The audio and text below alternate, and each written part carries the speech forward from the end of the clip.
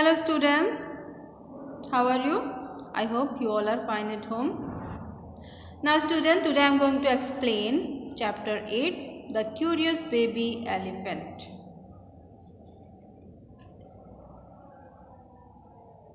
Curious Baby Elephant. Curious means यानी जो बहुत ज़्यादा उत्सुक हो कुछ जानने के लिए, यानी उसके अंदर क्यूरियोसिटी बहुत ज़्यादा हो।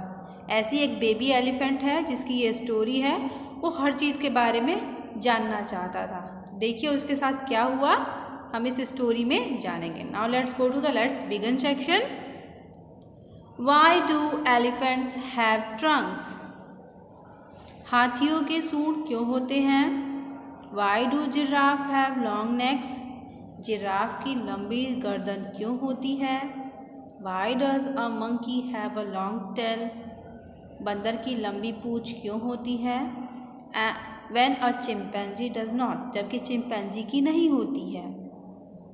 The world is full of so many things to wonder about. तो ये जो वर्ल्ड है इसमें बहुत सारी आश्चर्य की चीज़ें हैं जिनको हम देख करके जान करके बहुत ही आश्चर्य करते हैं। That it can drive anyone to question all the time. और इनको देखकर जानकर किसी के मन में भी बहुत सारे प्रश्न आते हैं, या हमारे सामने कुछ ऐसी चीज़ें आती हैं तो हम उसके बारे में जानने को उत्सुक होते हैं। हमारे अंदर क्यूरियोसिटी आती है कि ये कैसे है, क्यों है, हम जानना चाहते हैं। That's exact what one baby elephant did. तो ऐसा ही जो बेबी एलिफेंट था वो उसके मन में भी आता था। Read on to find out where his curiosity took him. चलिए हम स्टोरी पढ़ते हैं और जानते हैं कि उसकी क्यूरियोसिटी उसे कहाँ ले जाती है। Okay, let's read the chapter. Long long ago the elephant had no trunk. यानी बहुत समय पहले जो एलिफेंट थे, हाथी थे, उनके ट्रंक नहीं होते थे। He had only a blackish, bulgy nose as big as a boot that he could wiggle from side to side, but he could not pick up things with it. तो elephant के पहले सूंड नहीं होते थे, यानी उनके कोई ट्रंक नहीं होते थे। He had only a blackish, bulgy nose, यानी एक काले रंग की बड़ी गोल सी नाक थी उनकी पहले, जो कैसी थी? Big as a boot, यानी जैसे बूट होता है ऐसे ही उनकी नाक थी। That he could wiggle from side to side. तो उसे क्या करते थे? उसको हिलाते रहते थे, उसको ट्विस्ट करते थे।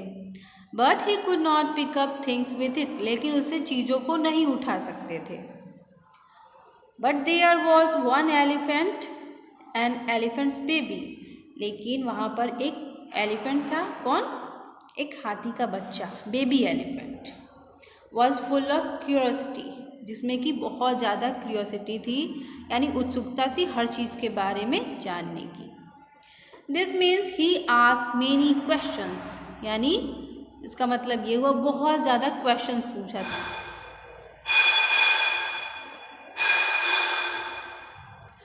This means he asked many questions, इसका मतलब वो बहुत ज़्यादा क्वेश्चन पूछता था। He lived in Africa, वो अफ्रीका में रहता था। And he filled all the Africa with his questions, और वो अपने क्वेश्चन से पूरे अफ्रीका को भर देता था, यानी इतना पूछता था। He asked Aunt Ostrich why her tail feathers grew the way they did. तो वो जो ऑस्ट्रिच बर्ड होता है, तो आंट ऑस्ट्रिच से पूछता था कि उनकी जो पूंछ है, टेल है, उसके फीदर्स ऐसे क्यों उगे हुए हैं। He asked uncle giraffe how many spots do you have. वो अंकल जिराफ से पूछता था कि उनकी बॉडी पे कितने स्पॉट्स हैं, यानी उनकी बॉडी पे कितने धब्बे हैं। He asked Aunt Hippo why are your eyes red. और वो आंट हिप्पो से पूछता था कि उनकी आईज रेड क्यों हैं, यानी आंखें इतनी लाल क्यों हैं। ही आस्क्ड अंकल बबून, वो अंकल बबून से पूछता था why do the melons taste so sweet. Melons का टेस्ट इतना स्वीट क्यों है? Now let's go to the next page.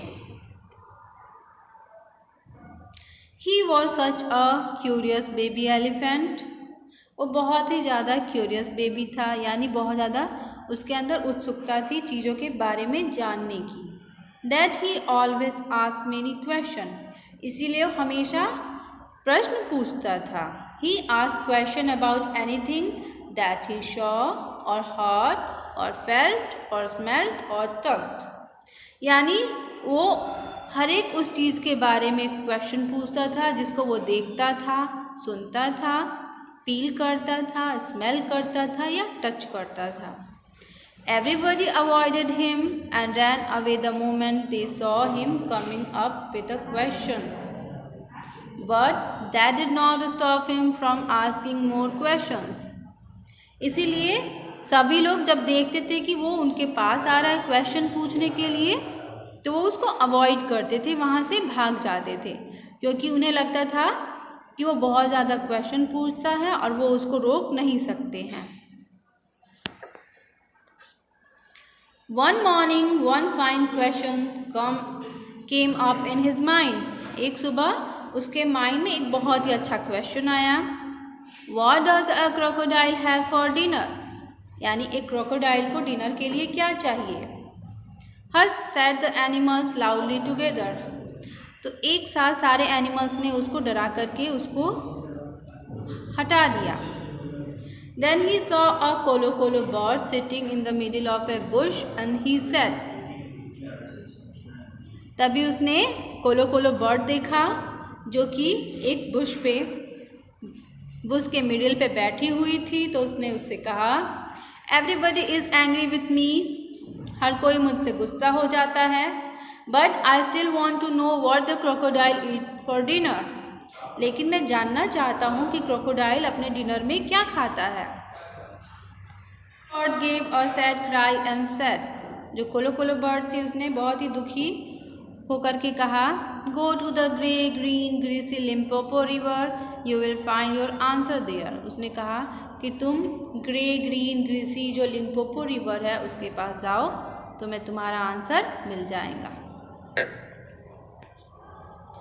So off he went carrying a load of bananas and sugarcane and melons. तो इसलिए वो चल देता है और अपने साथ क्या लेता है? लोड ऑफ बनाना, यानी बहुत सारे बनानास, सुगरकेन और मेलन्स को ले लेता है. He knew he would be hungry on the way. वो जानता था कि रास्ते में उसको भूख लगेगी, इसीलिए वो इन चीज़ों को अपने साथ ले लेता है. After a week of trudging and buzzing, he reached the Limpopo river. और एक हफ्ते की वॉकिंग और मूविंग के साथ, यानी बहुत चलने के साथ, वो क्या करता है? वो लिम्पोपो रिवर के पास पहुंच जाता है. Now let's go to the next page.